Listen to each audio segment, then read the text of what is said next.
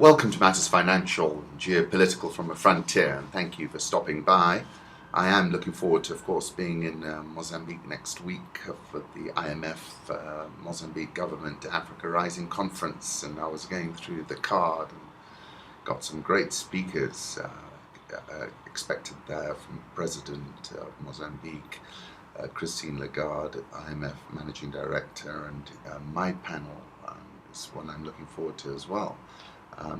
And Ernesto Gove, the Governor of Bank of Mozambique, Beno Ndulu, the Governor of Bank of Tanzania, Tiamoko Kone, the Governor of the BCEAO, Kitili Bati, who funnily enough resides 6 floors below mine in this office, Lucio Vinas de Souza, the MD and Sovereign Chief Economist for Moody's, and I'm looking forward to that, I have to admit.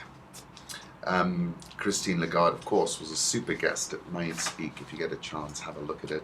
We uploaded it on YouTube. The link is on Rich Wrap-Ups, and she said many things, but of course my favorite was when Hannah gave her roses and said, "I want to be like you," and Christine Lagarde replied, "Work hard and you can be anything you want to be," which I thought was a great thing to tell Hannah. Home thoughts, I go back to Out of Africa, Karen Blixen, saying, "Difficult times have helped me to understand better than before how infinitely rich and beautiful life is in every way, and that so many things that one goes worrying about are of no importance whatsoever." And then one of my favorite paragraphs, page 196 in Out of Africa, and it reminds me of this period of year that we find ourselves in. "The early morning air of the African highlands is of such a tangible coldness and freshness that time after time the same fancy there comes back to you. You are not on earth, but in deep, dark waters, going ahead along the bottom of the sea. It is not even certain that you are moving at all. The flows of chilliness against your face may be the deep-sea currents, and your car, like some sluggish electric fish, may be sitting steadily upon the bottom of the sea, staring in front of her with the glaring eyes of her lamps, and letting the submarine life pass by here. The stars are so large because they are not real stars, but reflections shimmering upon the surface of the water. Alongside your path on the sea bottom, live things darker than their surroundings keep on appearing, jumping up and sweeping into the long grass as crabs and beach fleas will make their way into the sand. The lights get clearer, and about sunrise the sea bottom lifts itself towards the surface. A new created island, worlds of smells drift quickly past you. Fresh, rank smells of the olive bushes, the brine scent of burnt grass, a sudden quelling smell of decay." His Excellency Joost Rijntjes, who is the Dutch ambassador, I noticed was in Mombasa to discuss the local security situation, tourism and travel advisories, and he took a photograph and tweeted it, which is a classic photograph of the tusks in Mombasa. Political reflections, and obviously there are lots of moving parts now. Russia's Putin signs 30-year gas deal with China.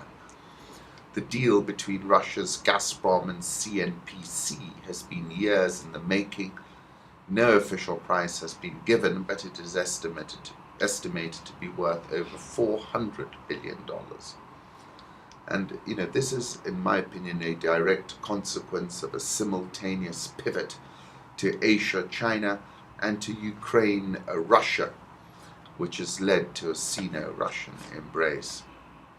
And I think on balance, this in fact makes it more likely that the US will seek to harden its hand, and expeditiously, because it currently has such a hard power lead, which gets eroded. The agreement is for 38 billion cubic meters of gas annually over 30 years. Declined to give a price. This is undoubtedly an historic event. This is truly an enormous supply volume. Gas supply will start in 4 to 6 years, and the construction of the $22 billion pipeline linking Siberian fields with China may be partly financed through advance payments for gas. I put up a photograph of Xi and Putin at the signing ceremony in Shanghai, with Gazprom's Miller seated left and CNPC chairman Xi Jinping seated right. And in many respects, this is a completely predictable dynamic of the Western hardline on Ukraine driving Russia and its gas into the arms of the PRC. And then the Independent saying the Russia-China gas deal, the strengthening of ties between these two nations, bodes ill for US power. In 1972, at the height of the Cold War, President Nixon made his famous visit to China to normalize relations with Beijing and thus gain advantage against its superpower rival, the Soviet Union. This week, Russia's Vladimir Putin made his journey to China. The countries in this strategic triangle are the same, but their roles have been transformed. Xi spoke of beefing up saying that to beef up military alliances targeted at a third party is not conducive to maintaining common security in the region. That's a thinly veiled warning at a regional conference in Shanghai in front of Vietnamese Vice President, as well as representatives from the Philippines, Japan, and more than 40 other countries and organizations. He did not mention the United States. He said we need to innovate our security cooperation and establish new regional security cooperation architecture. So we have many moving parts in that. I really saw this as an unadulterated loss for the US until Mr. Conforti said to me that he thinks all this is being driven by an imminent deal with Iran, which will then reorder the geopolitical chessboard. But that's a perspective that I've got to consider. But otherwise, I really think this double pivot has just thrown Russia and China into each other's embrace, and I think it's counterproductive, given that I thought that it was a Pacific century and that really the US was seeking to contain China, and I don't think it's possible to contain both simultaneously. Chinese courts jailed dozens of Uyghurs over terror charges. Violent terrorism has become a major threat to ethnic unity and social stability in Xinjiang, the court said in a statement. We must eliminate from the root the soil where violent terrorist thoughts should grow by severely cracking down on the criminal activities of spreading terrorism, audios and video. And I wrote about this on the 2nd December 2013 when I said, and I was talking about the pivot to Asia bearing its fangs. That was the episode where the B-52 was flown into the ADIZ. And I said, Xinjiang might well morph into China's Afghanistan.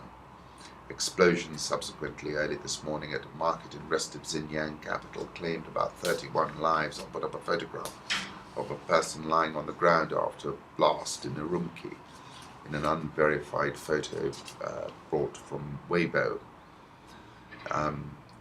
And clearly, I think I was right in what I was saying about Xinjiang. And then I came across this photo from that Shanghai summit. I'll put that up. And an interesting article in Bloomberg saying the Cold War now leaves Abe Shinzo's Russia strategy in tatters. Japan's escalating tensions with China in recent years spurred Prime Minister Shinzo Abe to resolve decades-old differences with another neighbor, Russia. Just as those efforts offered promise, the Crimea crisis hit. Saying in contrast to 5 meetings with Putin, Abe has yet to sit down with the Chinese President Xi Jinping. I like this photograph that Peter Wakaba posted, which is of Dlamini Zuma, President Kagame, amongst others, at a forum around tech. And then this chart, the notoriety of global causes on Twitter, is quite interesting. It shows you the volume of tweets around certain news events, and makes interesting reading.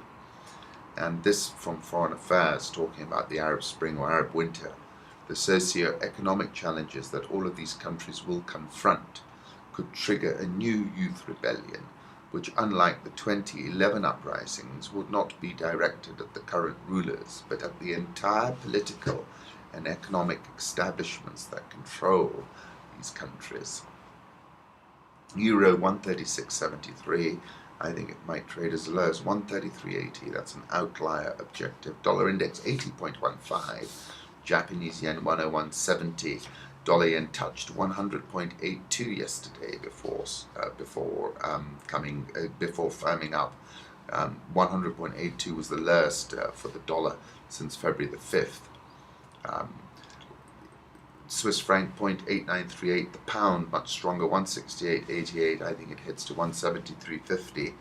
Aussie 0.9266, touched 0.9209 yesterday, the least since May 2nd, but stronger figures out of China were probably supported. India rupee 58.56. I'm still looking for a move to 57.50. South Korean won 10.2475. The real 2.2080. Egyptian pound weaker again, 7.1249, and the rand 10.3811. A preliminary reading of a Chinese manufacturing purchasing managers index by HSBC was at 49.7 in May, strongest since December, and I think that's helped the Aussie. The pound is at a more than 5-year high, and Bloomberg is headlining it. It shows ascent to hero from zero.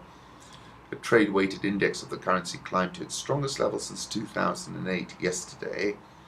Pound is up 10% in the past 12 months, making it the best performer amongst 10 developed nation currencies tracked by Bloomberg. It wasn't long ago that there was speculation about a triple dip recession, and that was reflected in a weaker sterling. Since then, sentiment has turned a complete 180, and with it the currency. The UK will be the first major economy to raise interest rates. I'm looking for more of the same, as am I. Put up a 1-year chart. My near-term objective is 173.50. I spoke of this on the 12th of August 2013 when the pound was considerably lower. When I said I think you need to be net long sterling, the recovery is not a mirage, it is real. Dollar index firm at 80.15, but we've got to get through this in order to start rethinking the dollar. Euro dollar, I think, will continue to soften, 136.73. And as I said, and as I learned by extrapolation from Lorenzo Binsmaghi, the ECB pulls the trigger in June, in my view. Dollar yen 101.70, having touched 100.82 yesterday. Interesting article in Business Week, which I've got a link to, which is the end of the Swiss bank account as we know it. Gold, I'll put up a 1-year chart, continues to trade in this narrow and narrow range, last at 1292.135. Crude oil at 104.01 rallied $1.63 yesterday, highest close since April 21st. Prices are up 5.7% this year. I think it's expensive, but we've had a lot of issues. Libya, of course, one of them. Louis Vuitton's leather product labels value jumped 14% to $25.9 billion, placing LVMH's biggest and most profitable brand atop the luxury ranking for the 9th straight year. Hermès, the French maker of Birkin bags that's part owned by LVMH, also rose 14% to place second at $21.8 billion. Interesting analysis about luxury side, and clearly, luxury continues to outperform. The value of Indian equities has climbed about $412 billion since September the 13th, when the BJP named Modi as its candidate for Prime Minister. And India is now in the top 10 of global market cap. And the rupees climbed 5.5% in the same period. So you've had a strong response from the markets. Moving to Sub-Saharan Africa, African bonds lose honeymoon feeling is an article by Javier Blas. Few statistics better show the rise of Africa over the last decade than the sharp increase in the number of countries in the region boasting a sovereign credit rating. With the inclusion last week of Ethiopia, the number of African nations rated by at least one of the 3 top agencies, Moody's, Fitch and Standard & Poor's, has risen to 26, up from 15 a decade ago and just 1 in 1994. Africa has until now enjoyed a honeymoon of maiden ratings and a handful of upgrades. The trend has accompanied a wave of FDI and cheap funding from sovereign bonds. The African Development Bank forecasts that foreign flows into the continent will rise this year to a record $84.3 billion, up 22.5% from last year, and surpassing the record set in 2012. But for a handful of African countries, the honeymoon is over. They have discovered that sovereign ratings are a painful two-way street. Some have already seen their ratings cut due to mounting fiscal deficits. Ghana and Zambia, I spoke about that before, and that being the Achilles heel. And the ratings agencies have told several others they risk downgrades. S&P has over the past 6 months put on negative outlook Zambia, Ghana, Nigeria. It has cut the credit rating of Mozambique, Uganda, and Cape Verde. We see slippage on fiscal deficit and current account, and that triggers the alarm. Deteriorating fiscal metrics are an increasing risk to public finance stability for some sub-Saharan African sovereigns. And I said, I thanked Javier because he's been filing some very timely and interesting notes from Kigali. I said, what is clear is that what was a homogeneous sub-Saharan Africa rising tide has morphed into something more nuanced and sophisticated in 2014. The recurrent expenditure component is the Achilles heel, and some governments, Ghana and Zambia, were working with some extremely optimistic models and have been crushed. In some recent reports, macroeconomic stability has been cited as a key ingredient of recent gains. I can think of no better crew that can keep SSA policy making on an even keel in the international bond markets. Therefore, I, for one, welcome SSA bond issuance because it's going to be positive and normative. Of course, some governments have yet to properly understand what it is like to cede the pricing of a credit on a real-time basis to international investors. AFDB annual meeting, you can't eat GDP, says Donald Kaberuka, saying that, expecting GDP to rise to a range of 5 to 6%, thus to levels last seen before the onset of the 2009 global recession. But this is an interesting point. Violence in Africa is a key reason behind the note of caution. According to the AFDB, in 2012, the latest available data, there were 13 armed conflicts across the continent, twice the number in 2005. Note well, when violence in Africa hit its lowest level since the end of the Cold War in 1989. Add to the figure of 2012 the current conflicts in South Sudan, the CAR, and Islamist terror attacks in Nigeria and Kenya, and the outlook would sober even the most ardent Africa Rising enthusiast. Talking about intra-African trade, but saying there's signs of progress on that front too. Commerce between African states remains comparatively low, but it has been growing at an annual rate of 13.5% since 2000. Intra-African trade was valued in 2012 at $81 billion and has already overtaken African-US trade for the first time. Then Kaberuka said, I've stopped counting the Africa Rising conferences I've been to. He chided on Monday and not for the first time. Whose Africa is rising? You cannot eat economic growth, he said. So striking a more cautionary note.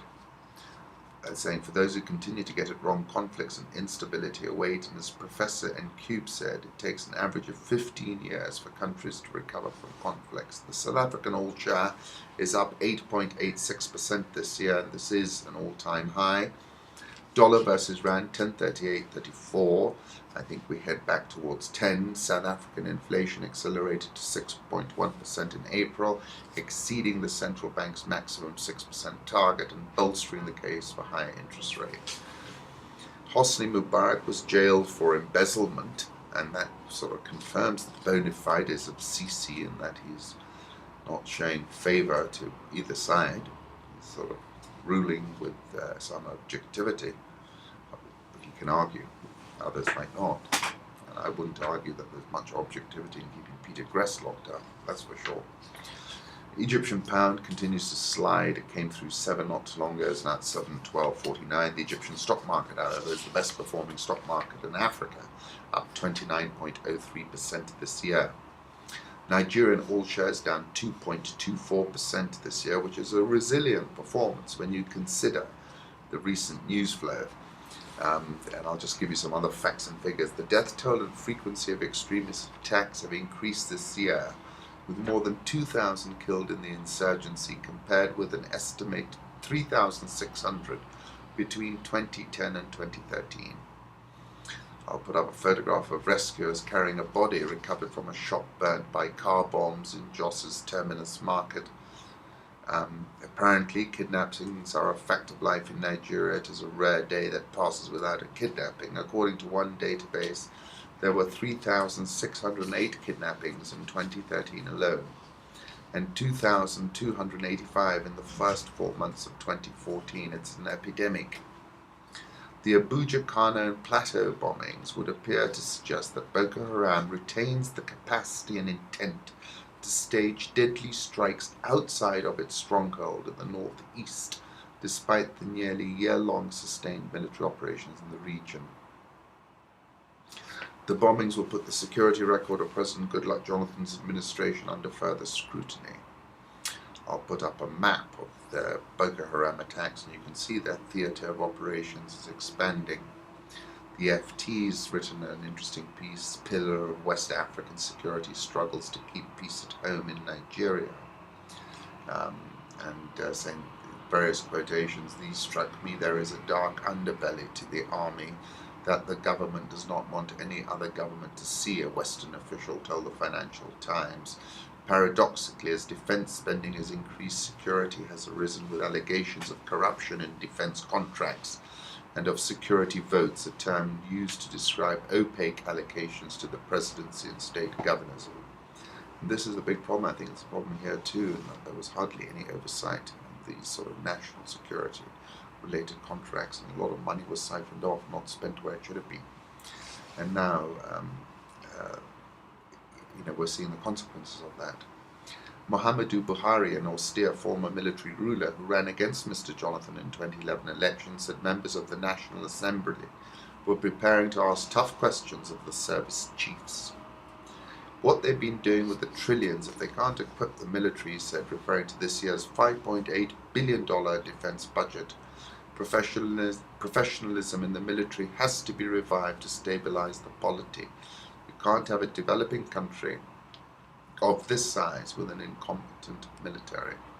The Ghana Stock Exchange is up 5.25% this year, but of course you've lost that and some because of the fall in the currency. No, you shouldn't take photos, says Grace Mugabe in a Channel 4 a video clip that they have of the president visiting the Gleneagles Hospital in Singapore, and speculating that this is a well-regarded cancer clinic as well. Swaziland's Mzwati III has banned meetings and berets, and the video is on which wrap-ups. Senegal Finance Minister says $500 million Eurobond sale by July. Javier Blas was tweeting Mohammed Ibrahim. This tweet caught my attention. We have presidents at 90 years old starting new terms, presidents in wheelchairs. This is a continent of young people, but look at the age of our president, 66 years old. Angola and Gabon apparently to become holiday hotspots. British visitors can take advantage of direct flights with British Airways to the Angolan capital, Luanda. Coming to Kenya, Kenya may sell Eurobond this month after legal hurdles cleared. The $16 million payments awarded by courts in Geneva in 2012 and London in 2013 were made after authorization by President Kenyatta.